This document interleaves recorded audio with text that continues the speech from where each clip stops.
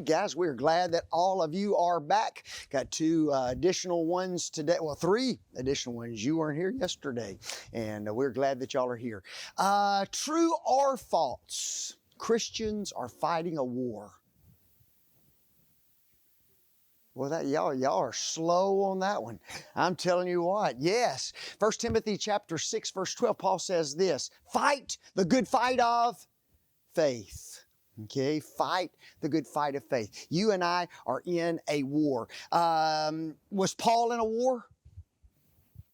Oh yes, when he got to the end of his life in 2 Timothy chapter 4, verse 7, he says this, I have fought a good fight. Let me ask you this. Do you feel like you're in a war? Now that's a whole different ball game, isn't it? Do you feel like you're in a war? I don't. Okay?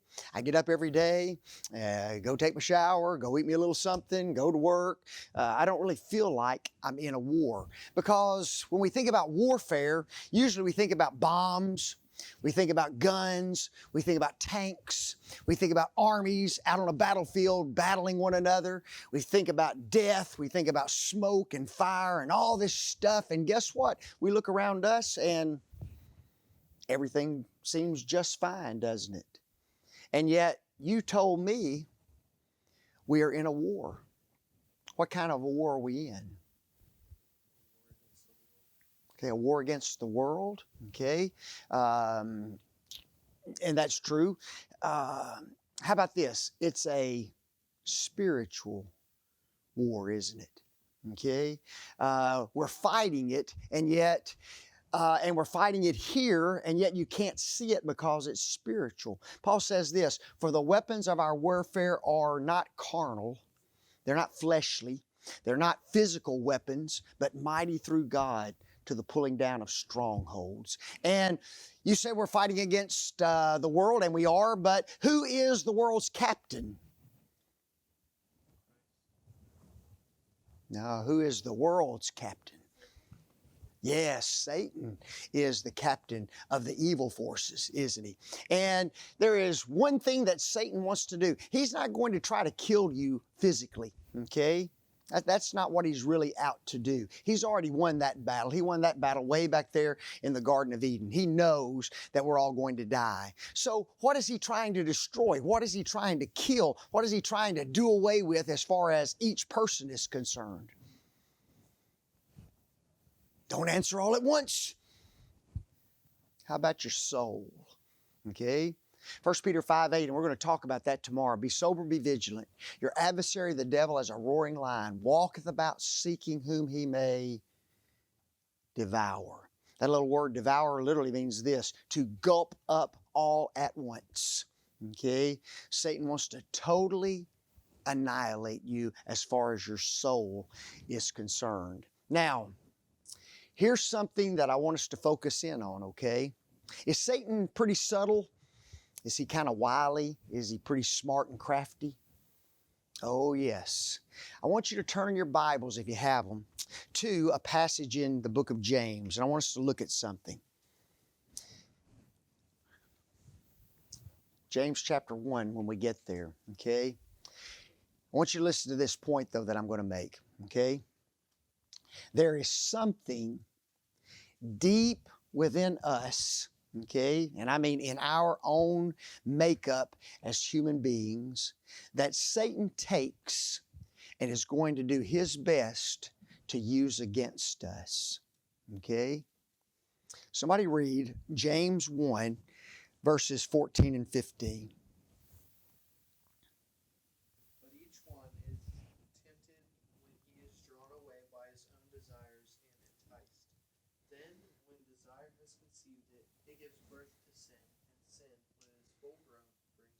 Wow. 2 times the word is used that involves something deep within us. Did you pick up on what the word was? What is the word that's deep within us that Satan uses against us? No. But every man is tempted when he is drawn away of his own desires. Okay? Now listen to what he says. And desire when it is what? What does he say? Just read the verse. Read the whole verse again. Let's keep.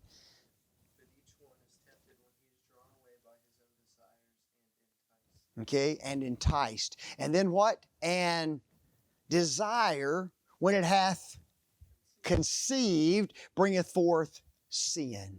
Okay, guys, every one of us has desires, longings, wants deep within us that we would like to fulfill. Okay? And some of those desires are okay, and some of those desires are okay in certain situations, and some of those desires are never okay. Here's what's interesting. Satan knows my heart. Okay? Now, it's not because he's God, it's because he watches me. Okay, there was a lesson yesterday, and the speaker was talking about Satan, and Satan is constantly walking to and fro, up and down in the earth. And guess what he does the whole time? He's taking notes. This is what Hudson likes. This is what Victor desires. Okay, I won't say your name because I don't want to put it on this. But Satan knows what's deep within us. Okay? What is that? What is an artificial bait called? Does anybody know what an artificial bait is when you go fishing? One guy, the old guy back there, he knows. Okay? It's a lure. Okay? A lure. Now she knows. Yes, once she's told, she knows. Oh, yes, I knew that. Yes, it's a lure. And what do you do with a lure?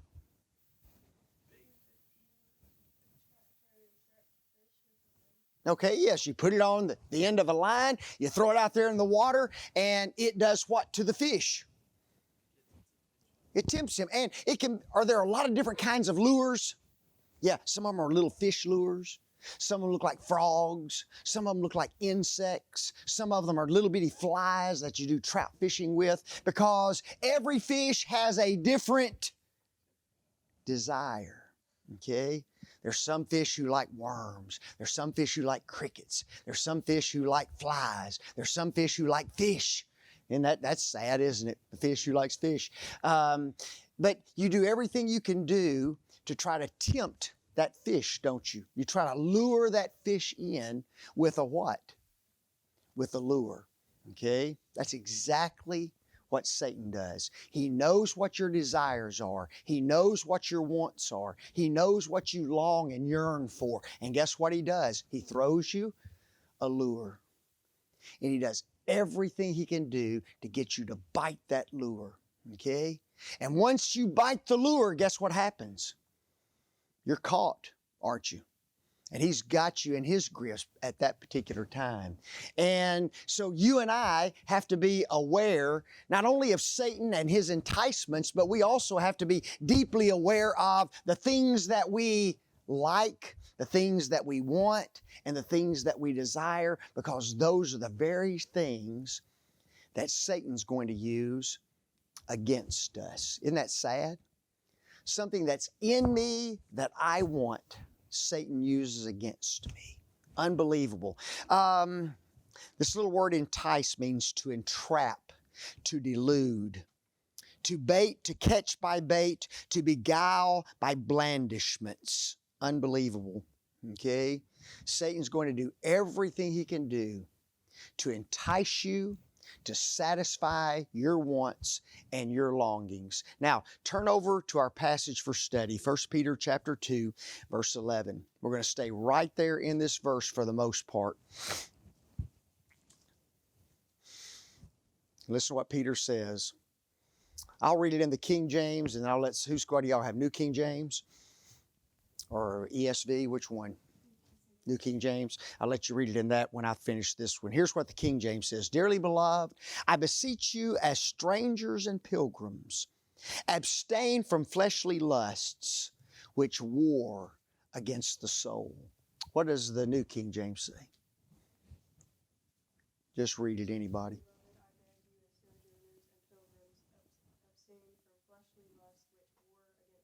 It's pretty close, isn't it? Pretty close. Sometimes there's some words in there that are different, okay?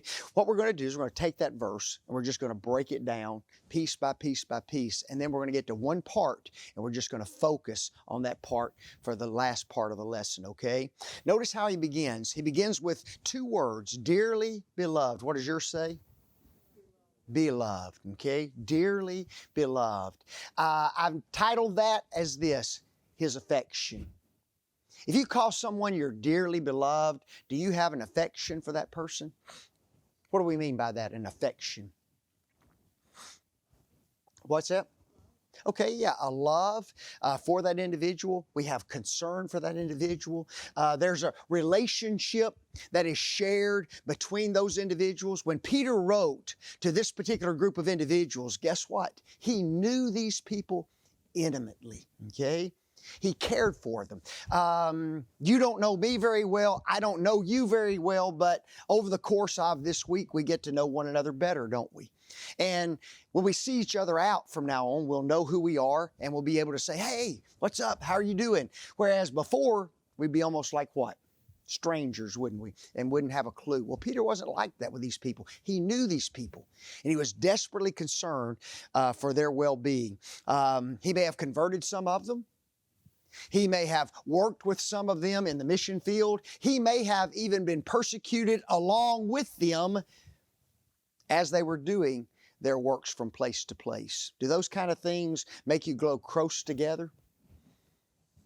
Absolutely. And so he calls these people my dearly beloved or my beloved. It was his love that caused him to issue the warning that's found in this verse. Okay? Now here's a lesson that I want you to get. Okay? Now he's going to warn these people about something, isn't he? Okay? He's just going to just stay out and he's going to tell them, abstain, don't do this. Okay? And he's strong in that. Do preachers sometime get in the pulpit and do they tell you not to do things? And do they warn you not to do things? Oh, yeah. Here's a lesson I want you to get, okay? Guys, preachers care for your soul, or we wouldn't be doing what we're doing. You may not like what we have to say. You may not necessarily want to do the things that are said, but preachers care for their audiences, and that's why they say the things that they do. Okay? They don't want us to die and go to hell. They don't want us to get in the grip of Satan. They don't want us to lose our souls in the last day. So even when you're sitting in an audience and a preacher, even if he's powerful, even if he seems like he's angry and upset, you keep one thought in your mind. This man, what? Loves me. Okay? He wouldn't be doing what he's doing if he didn't care for those he's talking about. Peter loved his audience. Okay? Secondly, let's talk about the appeal. Okay? What does the New King James say? Dearly beloved, what? I beg you. Now, I kind of like the New King James better than the King James version better there. King James Version says, dearly beloved, I beseech you. We don't use that word very often, do we? Have you ever had a preacher get up in the pulpit and say, now, brethren, I beseech you? No, don't say that. But we do say this, I beg you. It's almost as if Peter was on his knees, begging and pleading with these individuals to listen to what he has to say. It's unbelievable. The little word beseech, beg, means this, to call near. Okay? To call near. You have something that you really want an individual to listen to. You really want a person to stop and pay attention to.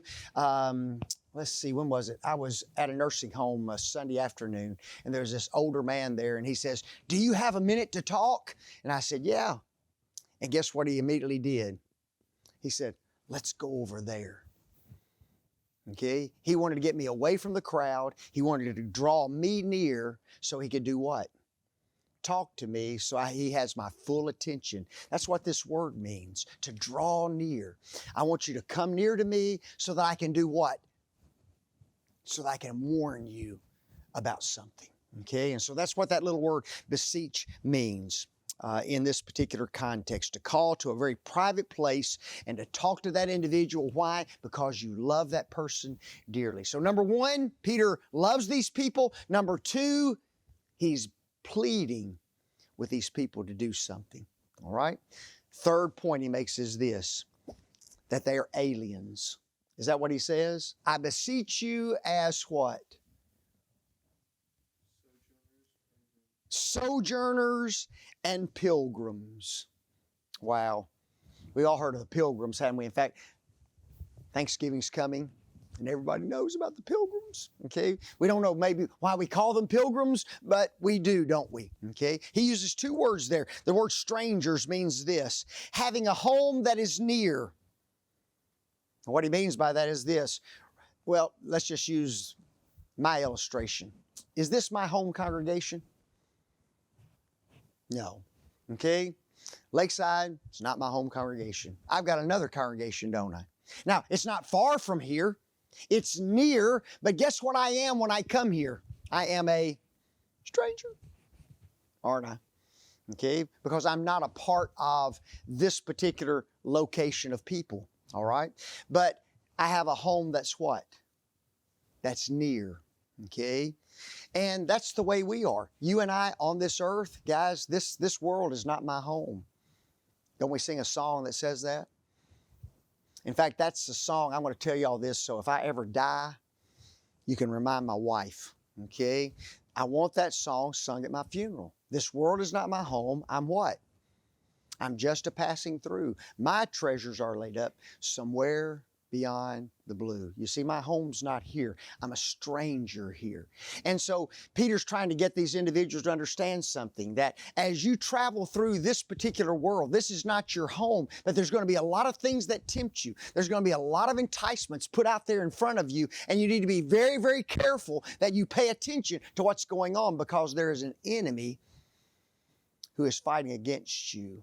Remember, you are a what? You are a stranger on the earth. In Philippians 3 verse 20, Peter says this, for your conversation, the New King James Version says, for your citizenship is in heaven.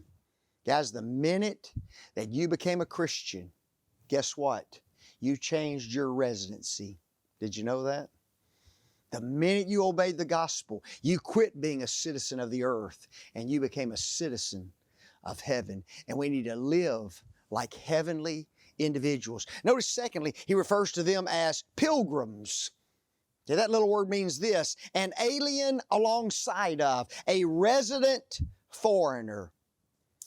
We mentioned Thanksgiving that's coming, right? There were 3 ships that came over from Spain. What were they? Let's see how good you know your history. Do you remember? 3 ships that came over from Spain. Oh, are you kidding?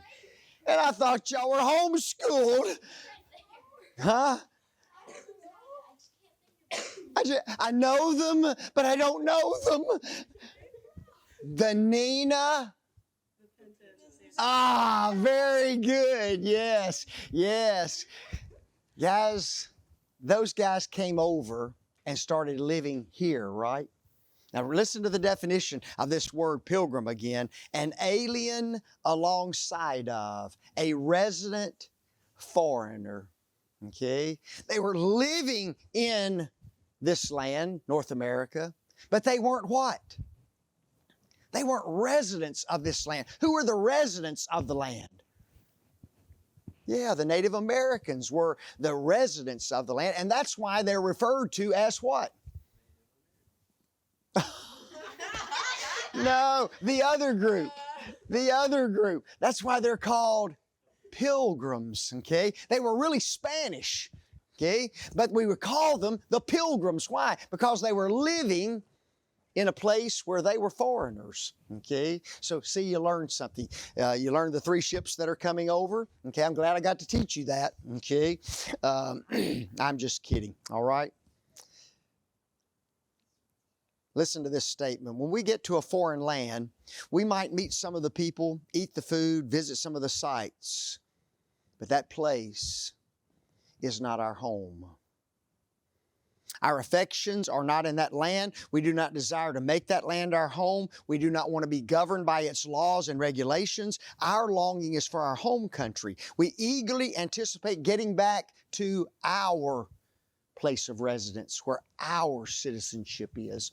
About 12 years ago, my mother paid for me a trip to go over to Greece. It was called the Footsteps of Paul trip. 2 weeks, 12 days that I was gone over into Greece, and just went to some of the places where Paul, like the city of Corinth, the city of Athens, the city of Rhodes, just different places where Paul preached and taught the gospel and even established church. Went to visit the city of Athens. And it was a fun trip. It was a great trip. But guess what? At the end of 12 days, guess where I wanted to come home to? The United States of America. Okay? Because I was just a what over there? I was just a stranger and a pilgrim over there. And I was ready to get back home to the United States of America. This is my home, okay? And so I felt like a stranger and a pilgrim. Now, the way I felt there is the way I ought to feel spiritually about being in the world. I'm a stranger here. This world is not my home. How many of you want to go to heaven? Okay, put your hands down. How many want to go right now?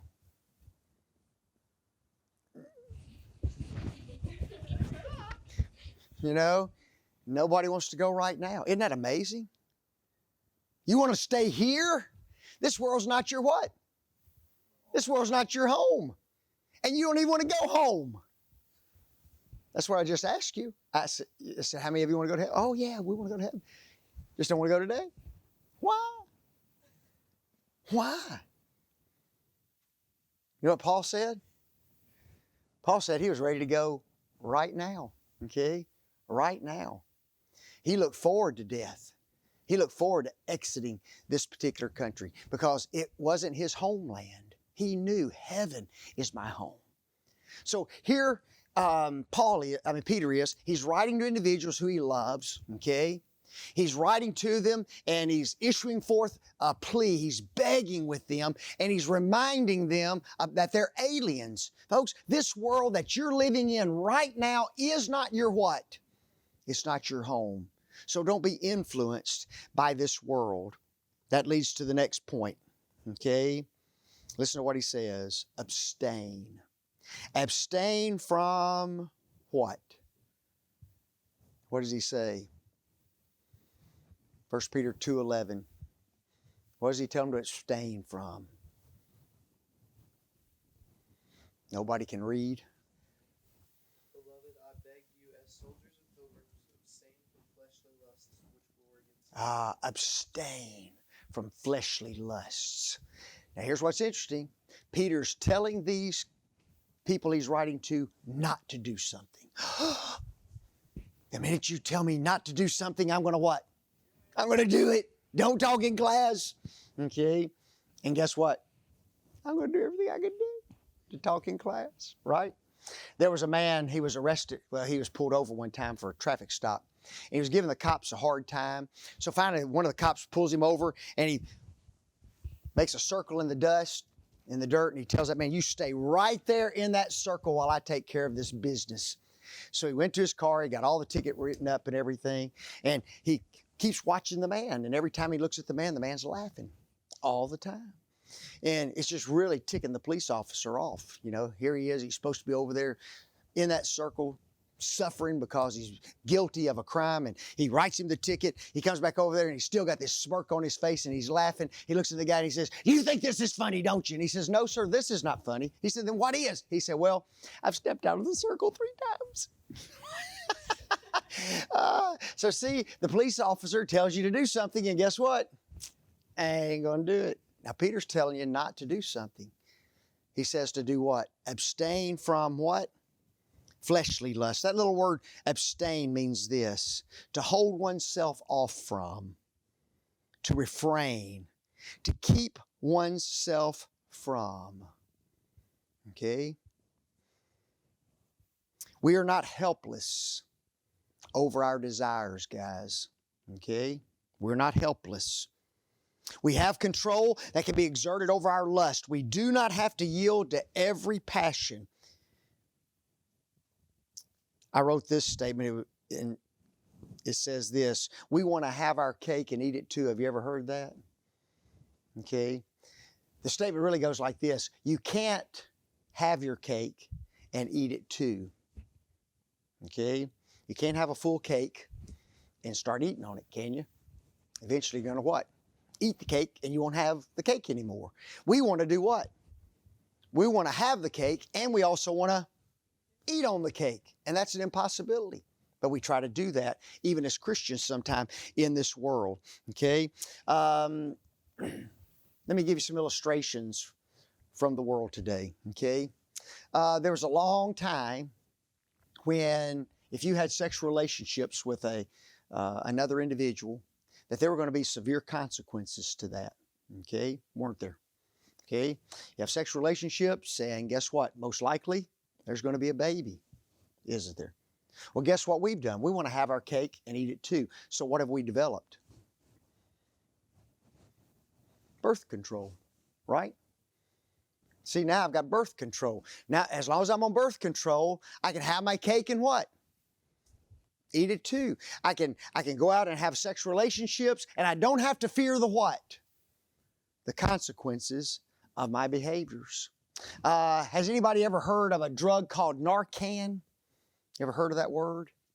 Okay. If you paid attention to the news lately, it's been in the news somewhat. There's a guy up in New York. He's wanting every citizen, and he means that, every adult citizen, he wants them to carry Narcan. And it's a drug. Okay. Why do you think he'd want everybody to carry Narcan?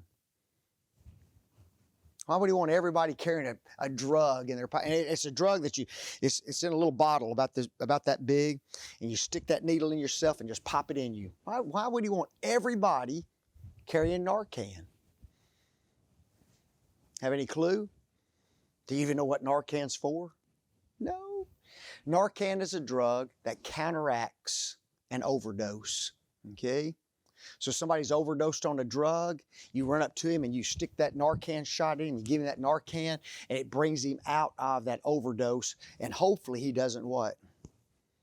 He doesn't die, okay? So rather than outlawing drugs, rather than arresting those who are on drugs, rather than making the penalties more severe for doing drugs, we've just come up with what? Narcan. Oh, look at him, he's OD. Give him a shot. Give him a shot. 5 minutes later, oh, whew, thank you. I'm glad you gave me that Narcan. I feel good now. What's he going to do tomorrow? He's just going to go back and OD again, is he not? Because he knows somebody else is going to have what? Narcan to help him get over it. He wants to have his cake and what? Eat it too. Okay, see, we've developed, rather than suffering the consequences of our sins, we've developed ways to get around all of that.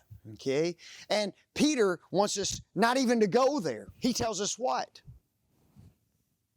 Abstain from fleshly lusts, which war against the soul. Okay? Turn over to Proverbs 16:32. If there's one verse that I would ask every young person to memorize, it would be this one. Somebody read it when you get there. Proverbs 16:32.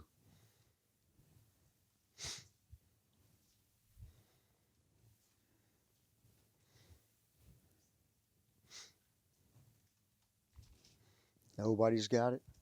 Who's got it? You got it? She can't read. Got it? Go for it.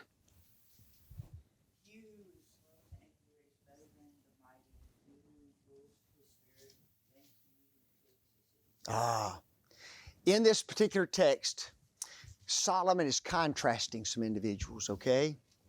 And he says that one group is better than another group. And listen to what he says. He that is slow to anger is better than who? Better than the mighty. Guys, notice the next contrast. What does he say? He that controlleth, ruleth his spirit is better than who? he that takes a city. Just think about that. What if I were powerful enough and I had an army big enough that I could go to any city in the world and I could completely overthrow it? Would I be a pretty powerful man? Would I be a pretty respected man? Oh yeah. Here's what Solomon says. If you as a young person know how to rule your spirit, if you know how to control yourself, control your desires, have self-control, have temperance, he says you are better than a person who can take a city. It's unbelievable. So he's giving us a reason why we need to do what? Control ourselves, don't we? Now, let me ask you this question, okay? What are some of the desires that young people have that Satan can entice to cause you to sin? What do you think some of those desires might be? Oh no, Satan, don't bother me. There's one. Yeah. My mom and dad grew up in Camden, Tennessee and in Bells, Tennessee. Okay, two little small country towns. In fact, they didn't even grow up in the town. They grew up on the farm. And they had pretty hard lives, okay? They didn't have bathrooms for a long time. They had outhouses. Ooh, that's fun. They didn't have indoor water. You had to go out and you had to draw the water out of the well. I still remember going out back with my grandma, and she always washed her clothes in the backyard. And she had one of, you ever seen one of those wringers? And she put those clothes through the wringer in order to get all the water out and then hang the clothes up on a clothesline. And it was just a pretty tough life. They farmed all kinds of animals. They killed chickens. They killed hogs. They had to go out and pick cotton. It was just a hard life. And when my mom and dad finally had a house of their own and they had a life of their own, here's the statement that they made. We want you to have it better than we had it. Wow. And guess what? I have. My life, as far as the ease of my life, the riches that I have in my life, the comforts, the extras, the luxuries, I've got a lot more of those than my mom and dad ever had. Well, that mentality was put in me, and guess what I told my children? I want you to have it better than me. And for the most part, they do. Okay? My kids have better homes than I had when I was at their age. They have better jobs, better cars, have more things. They're able to take more trips than I ever went on. So they have it even better than I do. Well, when we talk about having it better, you know what it takes to have it better? Money. Doesn't it? It takes money to have it better. And can money become a temptation to us? Absolutely. Turn over to 1 Timothy chapter 6 for just a minute. 1 Timothy chapter 6. Let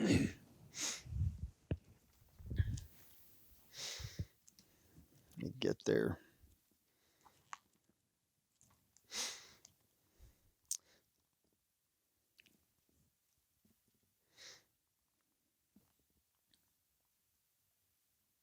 Hang on a second, I'll find. Look at verse 9. 1 Timothy 6, verse 9. Sorry about that. But they that will be rich fall into temptation and a snare, and into many foolish and hurtful lusts, which drown men in destruction and perdition. What did Jesus say about a rich man getting to heaven? Does anybody remember?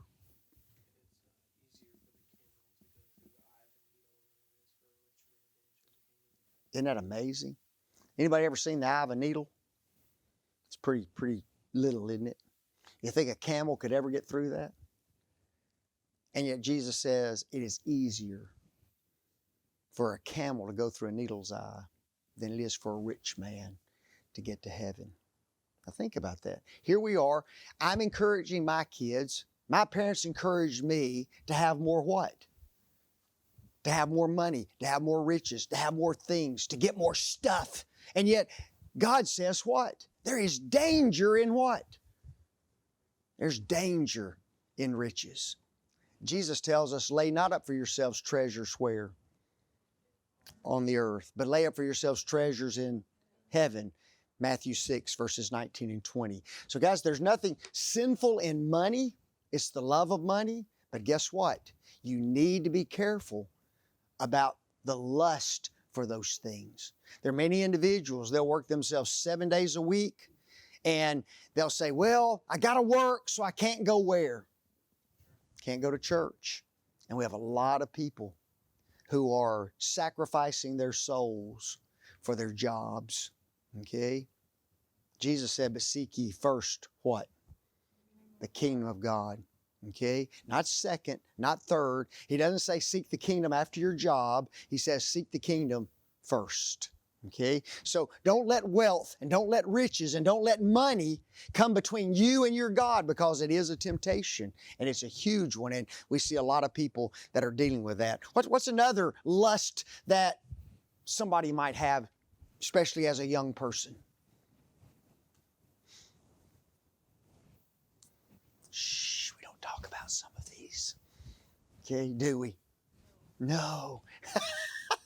Although everybody knows what it is, you know? Yeah, guys, there's going to be sexual desires that every individual has, okay? Guess who gave you sexual desires? Not Satan. Guess who gave them to you? God did. What did God tell Adam and Eve? Be fruitful and multiply and replenish the earth. Guess what you have to do that? You have to have sexual relationships, don't you? In order to do that, God gave those desires. There are some desires, guys, that in the right place, at the right time, it's okay to fulfill those desires. But there's other times when a good desire can be sinful, can it? Turn over to 1 Corinthians chapter 7. Paul writes, and in 1 Corinthians 7, Paul is telling the church there, if you're not married right now, you stay single. Okay? There was some kind of a problem, some kind of persecution, some kind of a distress that had come upon that community. And he says, if you're single, it's better to stay single. Okay? But I want you to listen to something that he tells these individuals.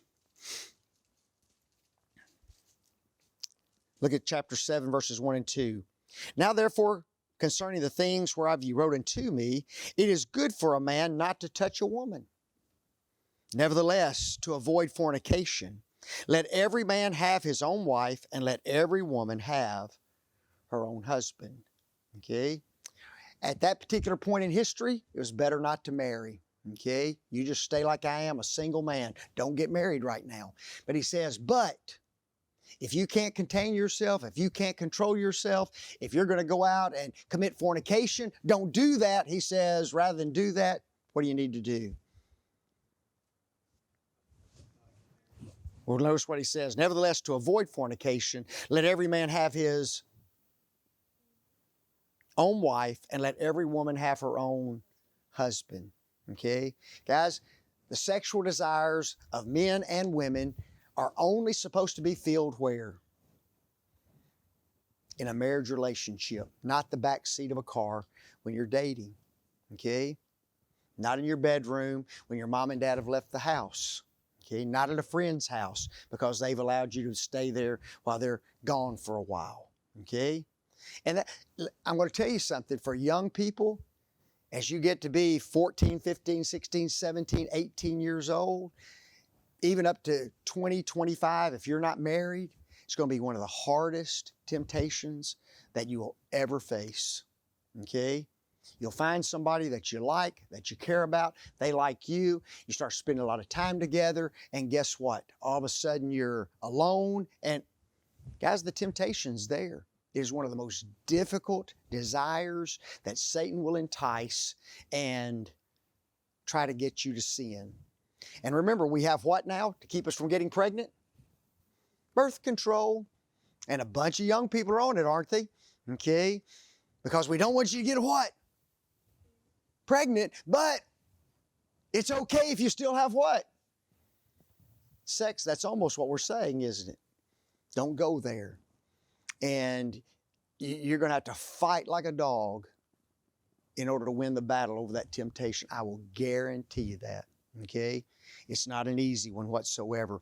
Give me another one. What's another desire that people have? Young people. I wrote down about 6 or 7, and I don't know if all of you have these kind of desires or not. How about this one? Do we have desire for the pleasures of the world? Yeah. I'm going to give you an illustration. I know a man, and he loves Florida Gator football. He loves it. Okay, I mean, he is a diehard fan. You like him too? Yeah, okay. He's bought a season pass. Okay, so he gets to go to every home game. Well, the only problem is, where do they play their games? Where? Oh man, that is a blonde answer. Where do they play football? On a football field? Man, that is as blonde. Are you sure? Did you dye your hair? I'm just messing with you. That's so funny. Yeah, unbelievable. Yes, they play football on a football field located in Gainesville. Yes, that's only about 2.5 hours from us. Okay, something like that. Well, this guy, he also likes to go and have a tailgate party before the game. So the game starts at 7. He wants to tailgate. He's got to get there about 2. That means he's got to leave here around noon, right? So he leaves at noon, goes tailgates, watches the ball game. Ball game's in about 10:30. You're finally out of the park about 11. He's got a 2-hour drive home. He doesn't get home till 1, 2 o'clock. One day he told me I didn't get home till 2:30. Well, guess what the next day is? They always play college ball on what day? Saturday. What's the next day? Sunday. Now he's home 2:30, but we start our services at 9 o'clock at Oceanside. Okay? That's pretty early, isn't it? So guess what happens to this guy? Sometimes he doesn't show up for worship. Why weren't you there? Why didn't you come to worship? Guess what his answer is? Well, that's the reason he is what he is. He said, I was what? I was just tired. He said, I woke up, got dressed, got in my chair, went right back to sleep. Okay? Isn't it interesting? He will never miss a what? He'll never miss a football game, but he doesn't hesitate to miss what? Worship services. A lover of what? Pleasure. I had a man, he worked 6 days a week, owned his own company, worked Monday through Saturday, okay? And on Sundays, he was absent, member of the church, absent. So I went and talked to him. And I asked him, I said, what's going on? Why aren't you there? Well, it just happened to be through the summer months, okay? And he told me, he said, look, Vic, I work 6 days a week, 13, 14 hours a day, and Sunday is the only day that I have to spend with my family. And he said, I bought a place on the lake, and every Sunday we go to the lake, okay? And that's where they went. Could they have gone to the lake at 12 o'clock when church was out? Oh yeah, they could have, but they didn't. They left Saturday afternoon after he got off work, spent the night, stayed at the lake, and then he started work again on Monday. A lover of pleasure rather than God. Turn your Bibles to a passage. You ready? Let's go to 2 Timothy 3, verse 4. 2 Timothy 3, verse 4. Anybody get there? Just read it to us.